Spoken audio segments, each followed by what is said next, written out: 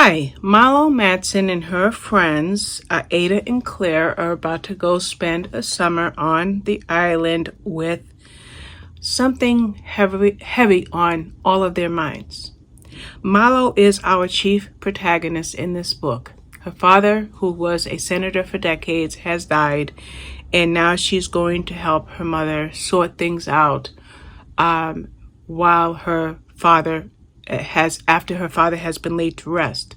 But interestingly, this book makes a mention of the pandemic more than once. So when her father died, the pandemic prevented them from finding full closure, from having a proper funeral. And now some time has passed, and now she gets to find closure. But she doesn't just travel alone. She travels, like I said, with her friends, Ada and Claire. Now, Ada and Claire have a very interesting relationship. Ada was having an affair with Claire's husband. Claire and her husband are now divorced. But along the way, Claire and Ada have become very, very good friends. So the trio, Malo, Ada, and Claire, are very, very good friends. So that dynamic is quite interesting. The adultery situation, and the two women are friends. Now, meanwhile, their mother has a housekeeper. I believe the housekeeper's name is Rosemary, and she has two sons, Walker, and I can't think of the other guy's name. And there's an extended drama that involves that second family, the Rosemary, and the fact that she worked for Malo's mother all those years. 20, 30 years she worked for her mother. Then there's I won't say a bit of a love story, but there's a love story in a very gentle, I don't know if I want to say gentle. Let me just explain. Walker is the person that Malo becomes involved with. And when they were growing up, he had very strong feelings for her, but she couldn't give him the time of day. So they parted as enemies. And now that she's back on the island, they are kind of like enemies to lovers. And so we see their relationship go through some changes as they realize that they are drawn to one another. So you got drama on a lot of levels.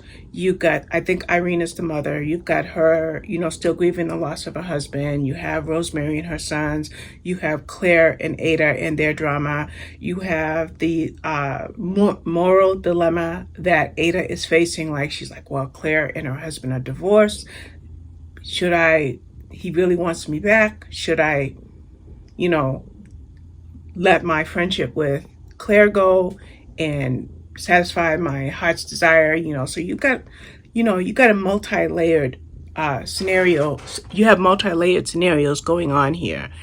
And the thing is, there's no difficulty in keeping everybody together. No difficulty at all. And, every now and again, you get a book that's called a perfect summer read, a beach read. And I would say this would be it. This definitely would be it. Of course, the cover is very inviting. It's a beach scene with a big beach towel. But it's also Brenda Novak. And I have a weakness when it comes to Brenda Novak. In fact, I more prefer her mystery or her police procedurals than her romances, but it doesn't matter. Because this isn't romance per se. It's more women's fiction with romance thrown in, because the women's fiction aspect, or the fact that it's women's fiction, brings in all of the drama that involves all of these women. Like I said, I think you've got Malo and Claire and Ada and Rosemary and Irene. Then you have Walker and his younger brother. And then you have the history that involves their father, and they're bringing that to a close. So you have all of these things together, and Brenda Novak does a great job. And I like this. The very first thing that this says here is it's a summer of healing, friendship, love, and a secret that could change everything. And that's what you have for Summer on the Island. So, a brief review, but that's the point, just to get you interested in the book. Thank you for watching. Bye-bye.